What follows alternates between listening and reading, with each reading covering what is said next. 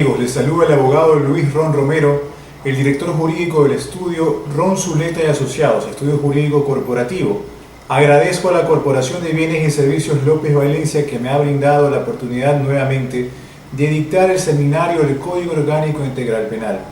El día de hoy es la segunda sesión. Recordarán ustedes que la sesión pasada abarcamos temas analizando la prueba en el proceso penal. Analizamos temas como la diferencia entre criminalística, con relación a la ciencia de la criminología, ambos puntos vimos. Otros temas que tratamos fueron los indicios, las evidencias dentro del procedimiento de cadena de custodia y los pasos a seguir que se debe tener, y recordar que el encargado de llevar la investigación es la Fiscalía General del Estado.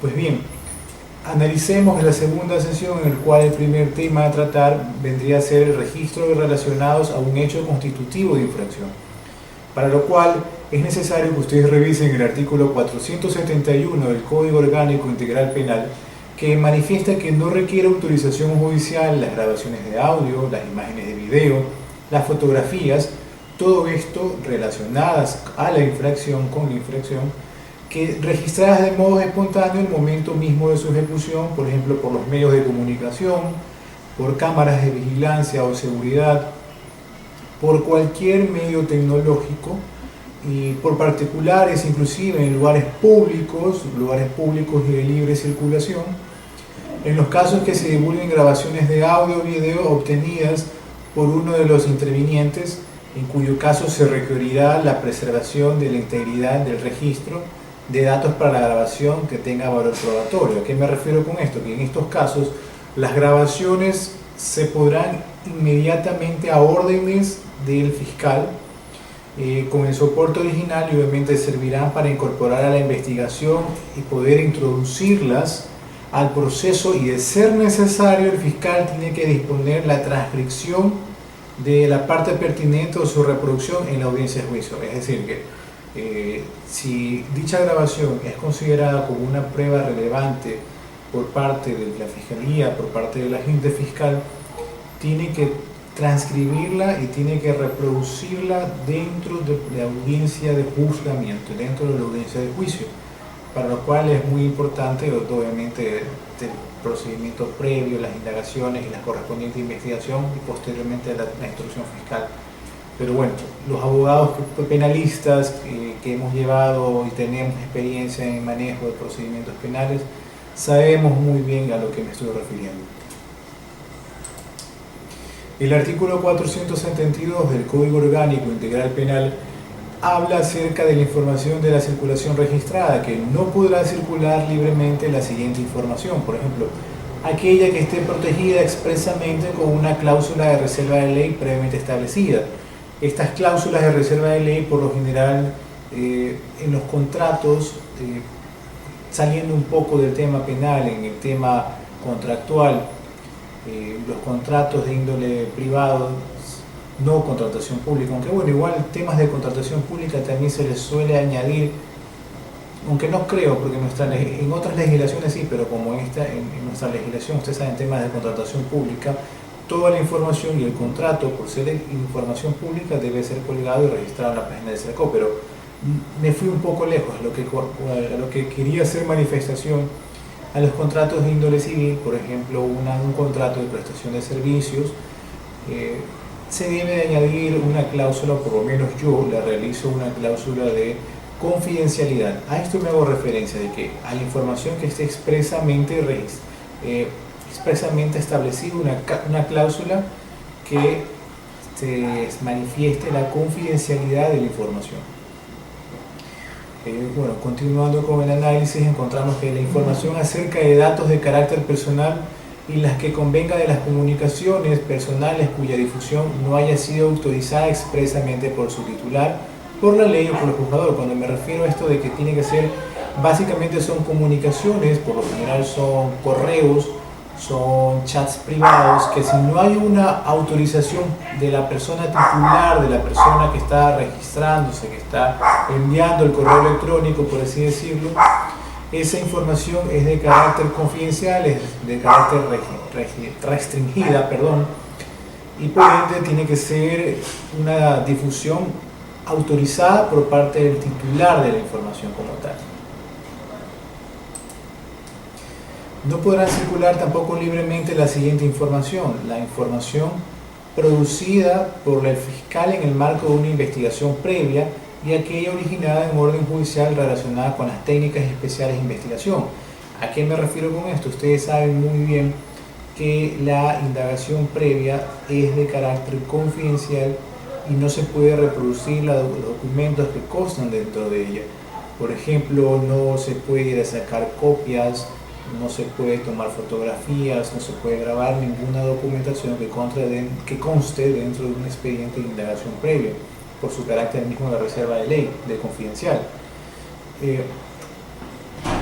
¿Por qué? Porque al fin y al cabo, como no ha pasado a ser a la etapa de la instrucción, dicha indagación tiene el carácter de confidencialidad.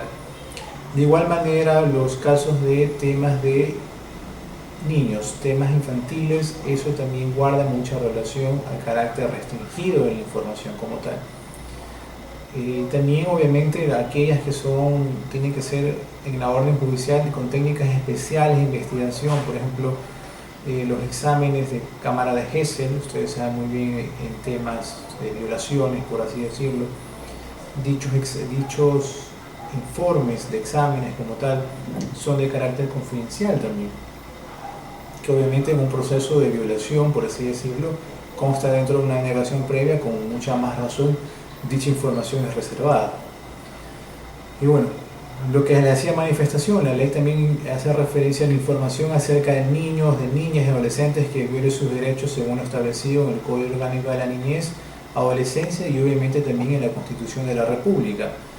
Ustedes saben muy bien la información, cuando sale inclusive temas de medios de comunicación, salen niños, los rostros salen no publicados, porque obviamente por lo que contempla el Código Orgánico de la Niñez y Adolescencia es que no puede salir ninguna información con el rostro de menores de edad, así como también no cabe publicidad con menores de edad en este tipo de casos, obviamente publicidad que guarde relación a temas de confidencialidad, obviamente si es que no hay la certeza y la aprobación por parte de los representantes del menor en este caso.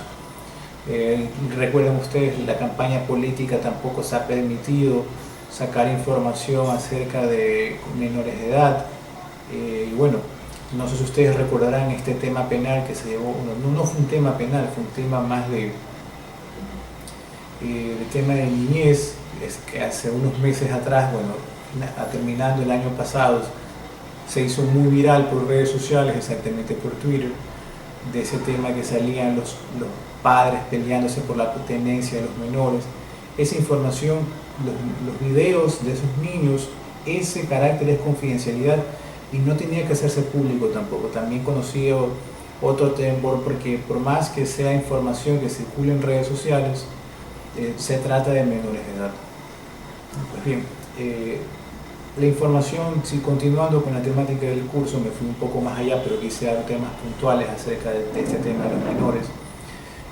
La información calificada por los organismos que conforman el Sistema Nacional de Inteligencia. Ustedes saben muy bien que, por ejemplo, el Ministerio de Defensa, toda la información confidencial, y en ese caso, cuando yo hacía referencia a la contratación pública, en ese caso, por temas de carácter confidencialidad, los contratos que suscriben tienen en reserva de ser restringida la información. Por ejemplo, se quiere contratar material, armamento para el Ministerio de Defensa que quiere comprarlo, esa información no se debe de publicar. ¿Por qué? Porque al fin y al cabo, por ser de interés nacional y no causar conmoción al hecho de que saber que en casos de posibles de guerra, ¿no? En ese tema sí, por ser una institución de inteligencia, establece la ley que la información es restringida, y en ese caso los contratos no se publican. Continuando con el análisis que contempla la normativa penal, el Código Orgánico Integral Penal, en su artículo 473, habla acerca de la alteración, disposición o destrucción de los bienes o las sustancias. ¿A qué llamamos esto? perdón, llamamos esto que si para practicar la pericia es necesario alterar, destruir bienes o alterar sustancias que deben de reconocerse, el fiscal dispondrá que de ser posible se reserve una parte para que se reserve bajo su custodia como tal.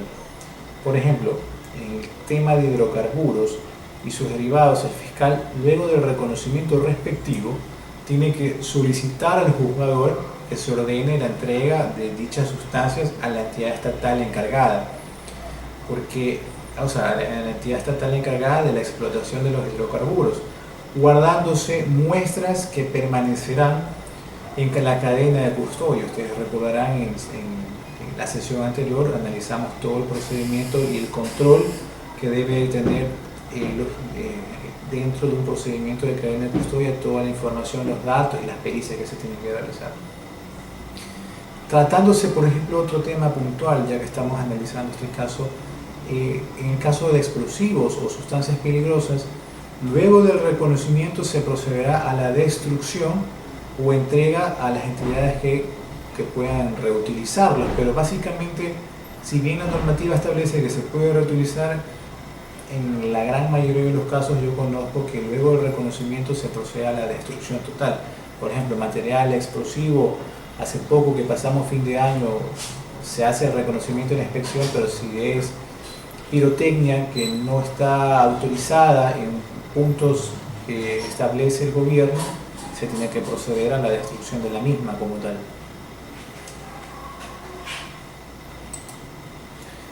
Bien, continuando con el análisis de la normativa penal, en su artículo 474 el COIP establece el análisis de la destrucción de sustancias catalogadas a sujetas a fiscalización, en el cual, por ejemplo, las sustancias catalogadas sujetas a fiscalización aprendidas se someterán a un análisis químico como tal. Claro, a un análisis químico para cuyo caso se tiene que tomar muestras. ¿Y quién realiza esto? Obviamente la Policía Nacional tiene que entregar a los peritos, hay peritos especializados dentro de la criminalística, designados. Obviamente, ¿cómo se designa un perito? Salta aquí esta duda. Lo designa la Fiscalía General del Estado, o sea, el agente fiscal remite a que un perito de determinada materia, en este caso vendría a ser, ya que estamos analizando el análisis químico, tiene que analizar la materia y tiene que presentar su informe, y obviamente posterior a aquel informe tiene que ser presentado dentro de un plazo determinado. En el informe, ¿qué se tiene que establecer? Se deberán determinar el peso bruto. Ustedes saben muy bien el peso bruto y el peso neto como tal de la sustancia.